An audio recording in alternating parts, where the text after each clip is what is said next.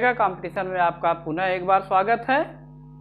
तो हमने पिछले लेक्चर में छोटा सा एक इंट्रोडक्शन दिया था इंग्लिश के बारे में कि हम कैसे हंसते हंसते इंग्लिश को बहुत आसानी से सीख सकते हैं। इंग्लिश को हम हिंदी में पहले सीखेंगे, फिर उसको इंग्लिश में ट्रांसलेट करेंगे, यानी इंग्लिश को हम हिंदी में ही सीखेंगे।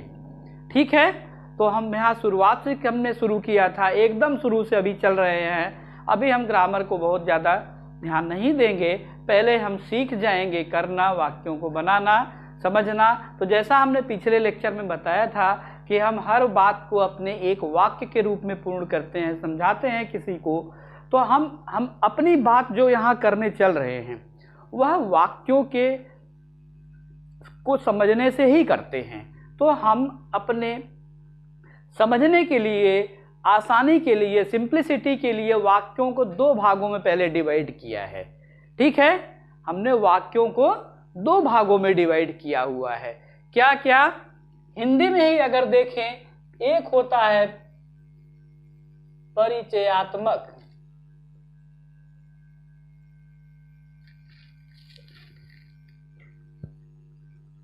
वाक्य या सेंटेंस, इसको हमने दो भाग में डिवाइड कर दिया।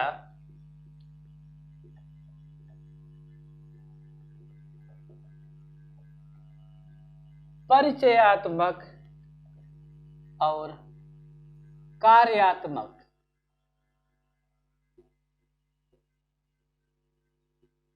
यानी कि दो तरह के वाक्य होते हैं। परिचयात्मक मतलब इंट्रोडक्टरी,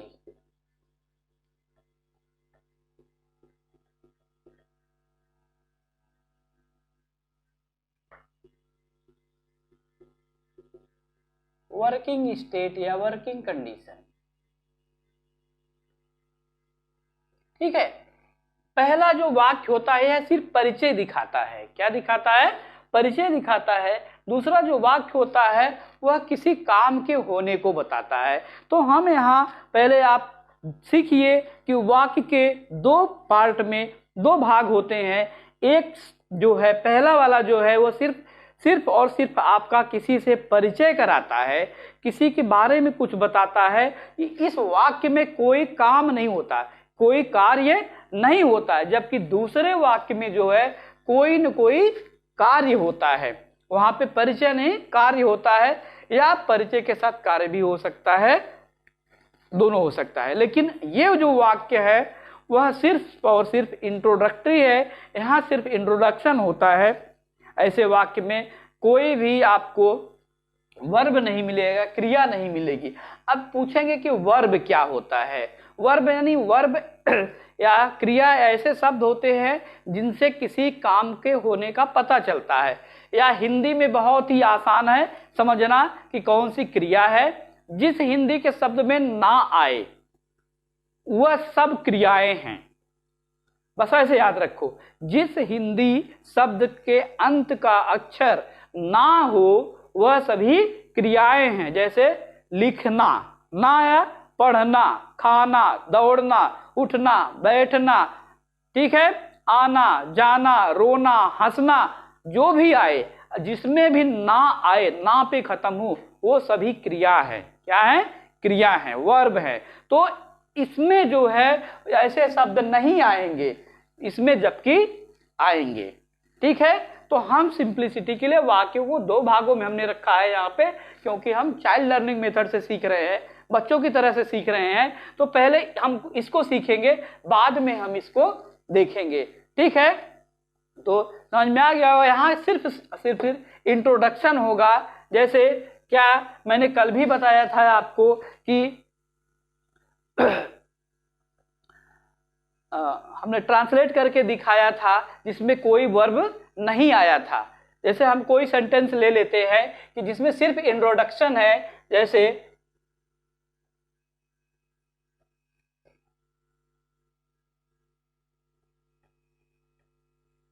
यह एक गाय है। यहाँ गाय का क्या किया गया है? इंट्रोडक्शन कराया जा रहा है। क्या कराया जा रहा है? इंट्रोडक्शन दक्षण कराया जा रहा है वह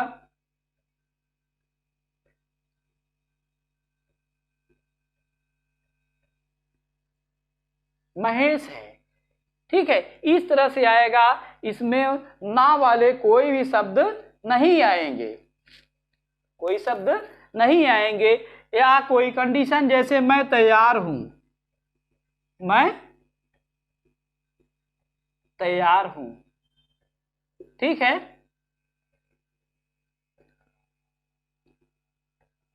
आप गायक हैं, आप गायक हैं। देखिए यहाँ पे सबका इंट्रोडक्शन सिर्फ हो रहा है, सबका क्या हो रहा है, इंट्रोडक्शन हो रहा है। तो यहाँ पे हिंदी में है जो आ रहा है। ठीक है, तो ऐसे वाक्य में देखिए है, हूं, हो, जो भी आएगा उसके लिए हम इज का प्रयोग करेंगे। इज, एम और आर, वाज, वर। ठीक है, अभी फ्यूचर की बात बाद में या हम लिख देते हैं विल बी, शैल बी, इनका प्रयोग किया जाता है। ठीक है, इनका प्रयोग इसमें अकेले कभी नहीं किया जाता। ठीक है, is, am, are, was, were,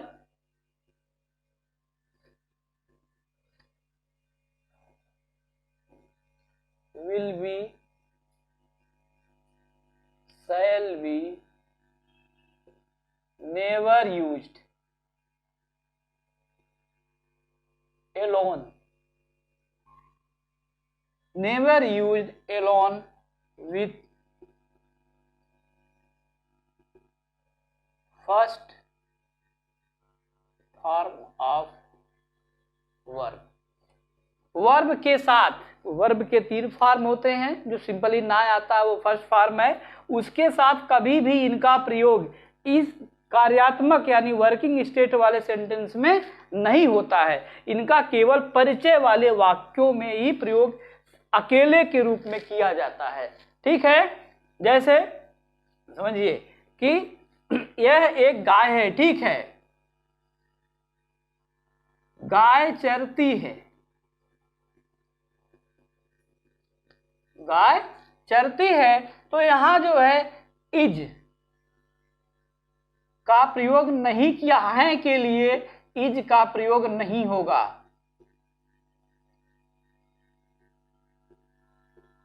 is का प्रयोग नहीं होगा।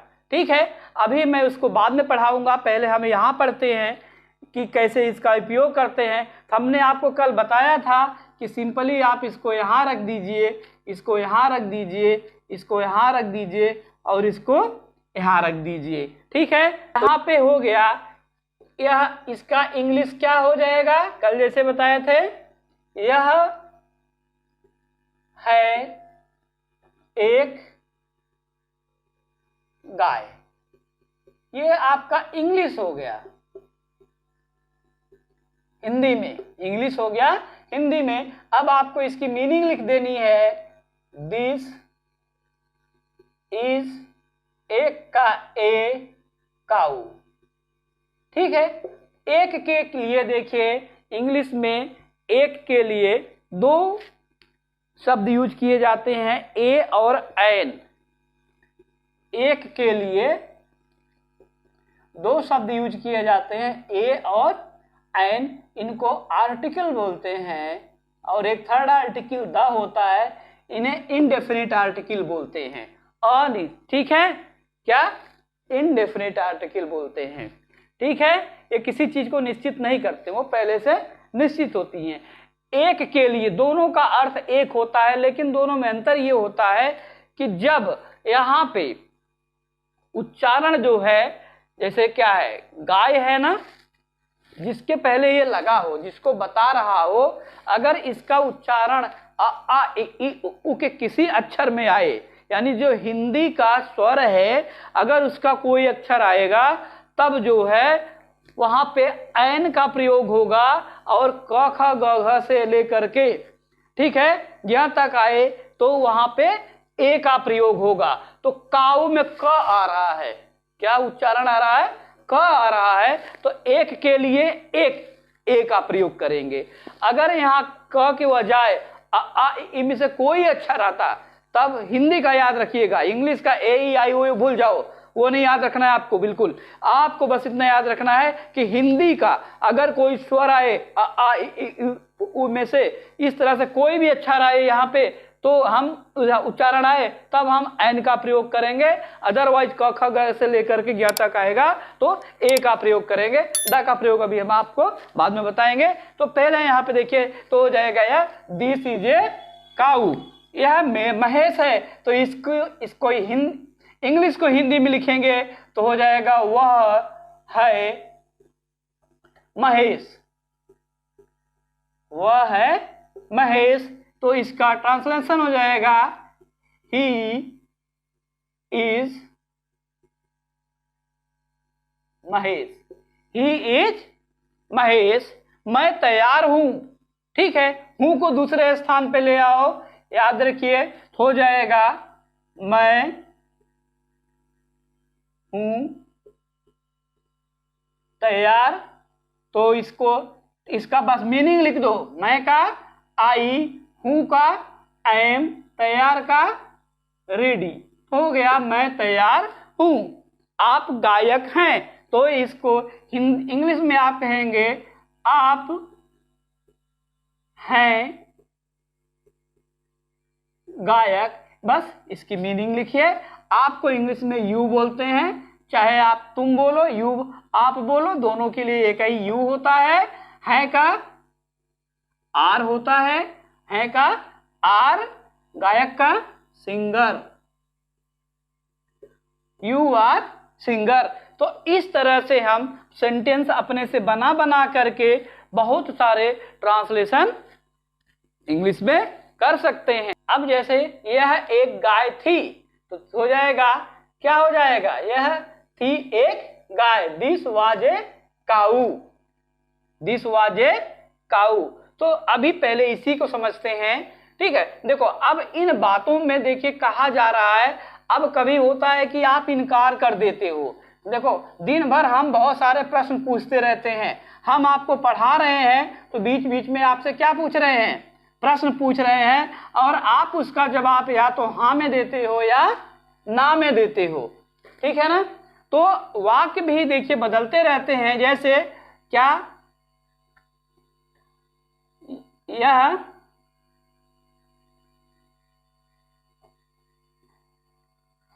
एक, या ऐसे लिखो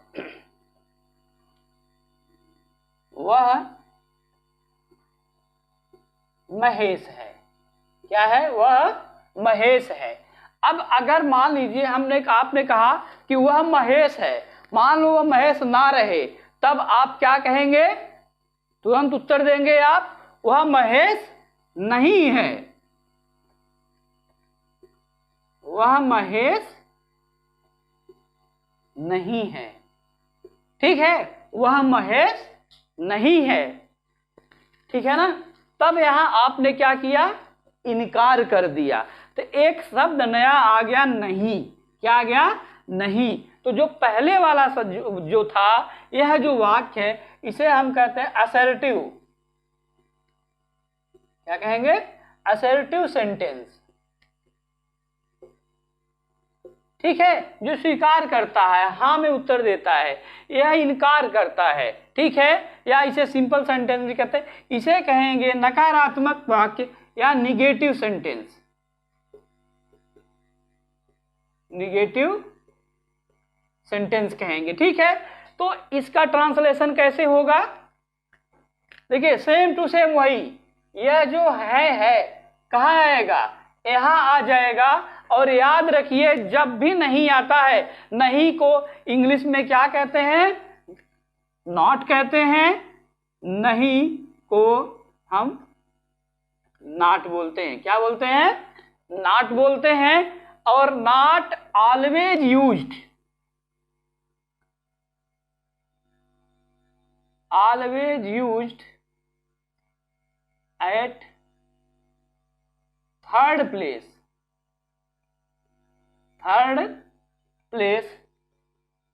फ्रॉम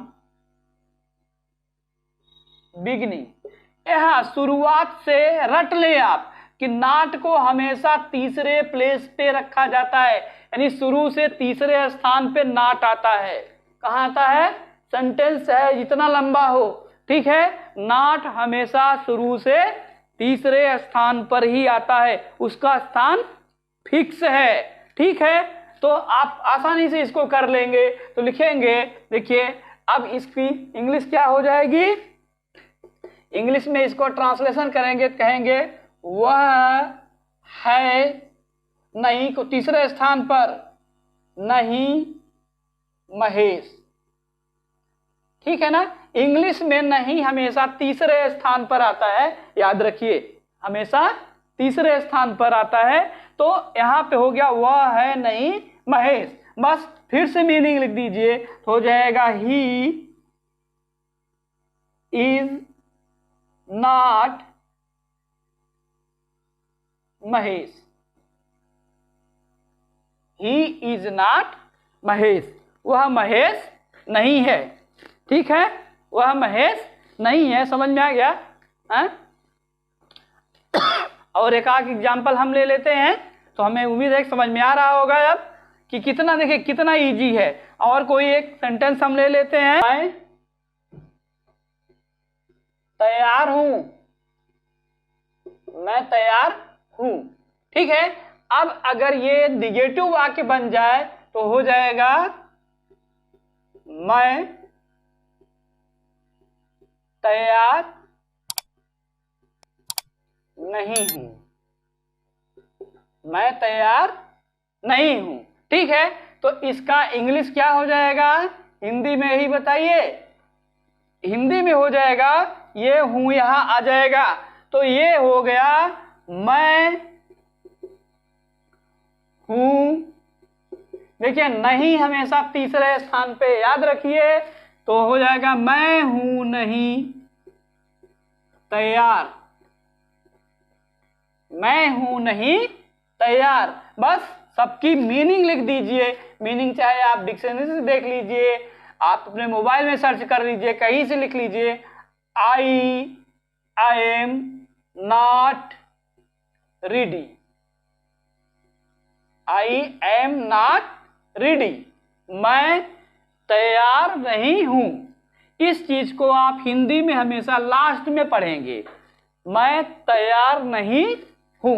जैसे क्रम बदलता है तो उसी क्रम में हम बदल के पढ़ेंगे सीधे, ठीक है। मैं तैयार नहीं हूं, मैं तैयार नहीं हूं। हमने ट्रांसलेट किया है, इंग्लिश को हिंदी में ही ट्रांसलेट किया, उसकी मीनिंग लिख दी, लेकिन जब हिंदी में फिर कन्वर्ट करेंगे कहेंगे मैं तैयार नहीं हूं, उसी क्रम में आएगा, क्योंकि यहाँ उल्टा हो जाता है, नहीं इधर से दूसरे स्थान पे आता है यहाँ पे, ठीक है। समझ में आ रहा है? तो इस तरह से हमारे नेगेटिव वाक्य आप बहुत सारे बना सकते हैं, कम से कम आप 20 वाक्य बनाइए और देखिए, उनको लिखिए, पहले असर्टिव बनाइए फिर नेगेटिव बनाइए, ठीक है। इसके बाद दिन भर हम बहुत सारे प्रश्न पूछते रहते हैं। तो अब प्रश्न कैसे पूछते हैं देखिए, हमने दो पढ़ा, असर्टिव और नेगेटिव। अब अगर यही चीज कहा जाए, जैसे था हमारा सेंटेंस था कि वह महेश है, तो हमने निगेटिव में वो देखा वह महेश नहीं है। अब है कि आप कंफर्म नहीं हैं, आप कंफर्म नहीं है, आप नहीं जान रहे हैं, पहचान रहे हैं कि वह कौन है, आपको कंफ्यूजन हो रहा है कि वह महेश है। तब आप अपने सामने, आपके साथ अगर कोई है तो आप उससे पूछते हैं, कैसे पूछते हैं, क्या वह महेश है। हम यही चीज पूछते हैं ना, क्या वह महेश है, या जो चीज नहीं जानते उसके बारे में क्वेश्चन करते हैं, कि जैसे आप क्या कर रहे हो, वह कौन है, आपके साथ मान लीजिए आपका कोई दोस्त है, उसके साथ कोई लड़का है, आप उसे नहीं जानते, तब पूछते हैं यह कौन है, यानी उसका परिचय पूछते हैं ना। तो आप यहाँ पे इस तरह से पूछते हैं कि क्या या महेश में कंफ्यूजन है, आप जान रहे हैं महेश है, या नहीं है कि क्या वह महेश है, तो इस तरह से आप पूछते हैं, क्या वह महेश, क्या वह महेश है। ठीक है, क्या वह महेश है। तो जब भी ऐसा आए तो इसे कहते हैं क्या, इंट्रोगेटिव वाक्य, इंट्रोगेटिव सेंटेंस। इंट्रोगेशन माने होता है क्या है, जानना, छानबीन करना। ठीक है, तो इसलिए बना इंट्रोगेटिव सेंटेंस। ठीक है, प्रश्नवाचक वाक्य जिसमें हम प्रश्न पूछते हैं। सबसे ज्यादा इसी सेंटेंस का प्रयोग हम पूरे दिन में करते हैं। ठीक है, प्रश्न पूछने का ही। तब इसका ट्रांसलेशन कैसे होता है, कुछ नहीं, इंग्लिश में देखिए व्हाट मीन्स क्या होता है, लेकिन इसका कोई यूज नहीं होता है, कोई भी यूज नहीं होता है। यह जहां पे, यहां फिर से दूसरे स्थान पे आ जाएगा। कहां आ जाएगा, दूसरे स्थान पे ही आ जाएगा। तो इंग्लिश में इसका ट्रांसलेशन क्या हो जाएगा, ठीक है, इंग्लिश में हो जाएगा, क्या है वह महेश, क्या है वह महेश। और इसमें क्वेश्चन मार्क लगा देते हैं। क्या लगा देते हैं, क्वेश्चन मार्क लगा देते हैं। ठीक है, क्या है वह महेश, बस मीनिंग लिख दीजिए। क्या की मीनिंग नहीं लिखी जाती है, इसको याद रख लीजिए। क्या जब शुरू में हो तो इसकी कोई भी मीनिंग नहीं लिखनी है आपको। तो आपका हो जाएगा, is he Mahesh, is he Mahesh. क्या वह, क्या, अब यहां क्या छुप जाता है, जब हिंदी पढ़ेंगे कहेंगे क्या वह महेश है। कितना आसान है इंट्रोगेटिव सेंटेंस का भी ट्रांसलेशन करना, देखिए कितना आसान है। अब आपको धीरे धीरे समझ में आ रहा होगा। जैसे क्या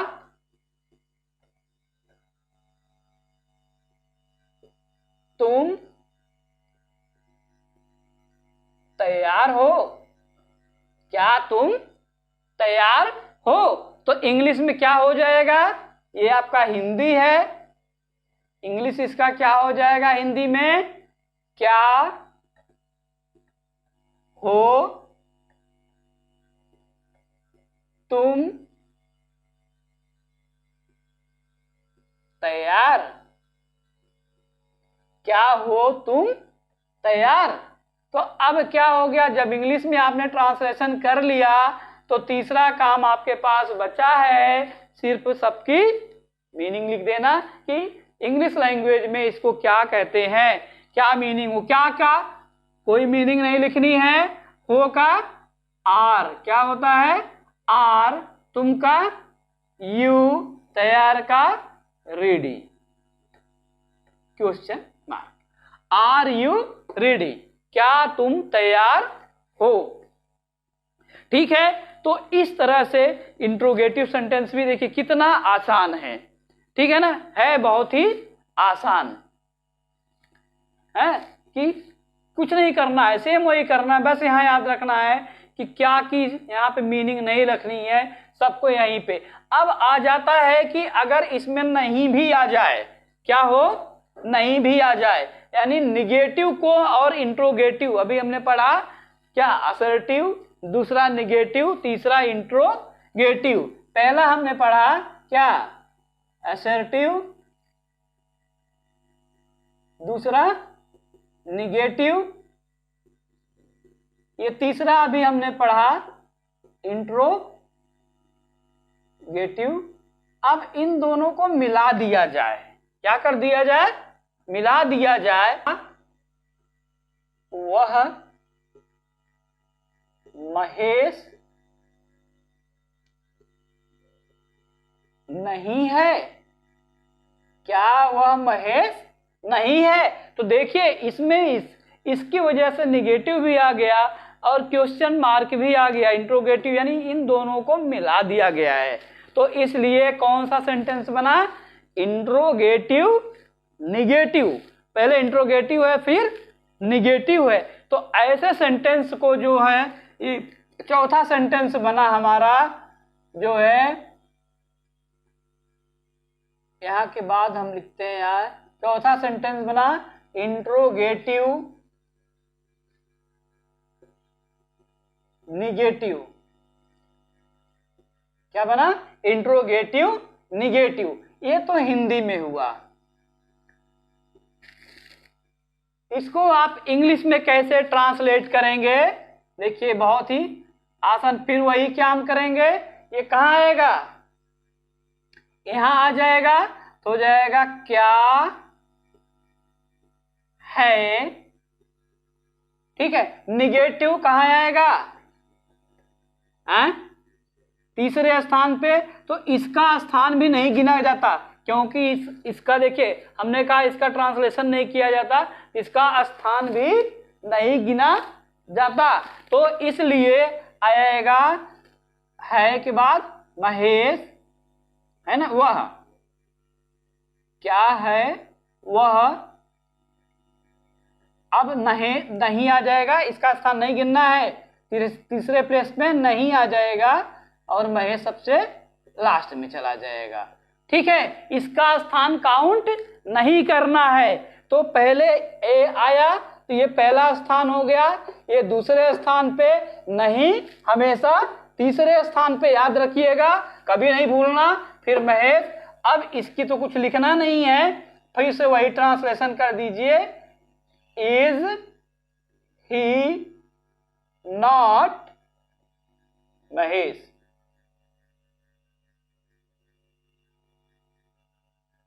इज ही नॉट महेश।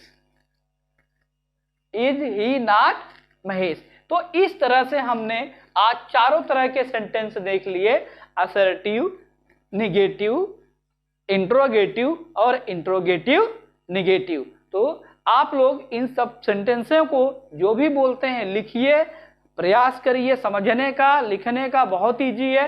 पहले हिंदी में ही इसको ट्रांसलेट करिए, फिर सबकी मीनिंग लिखिए। उनकी मीनिंग ना आती हो जिनकी मीनिंग, उसको मोबाइल से कहीं से सर्च करके याद कर लीजिए और प्रैक्टिस करिए। तो आज के लेक्चर को हम यहीं पे खत्म करते हैं, मिलते हैं अपने नेक्स्ट लेक्चर में। तब तक के लिए धन्यवाद, थैंक यू।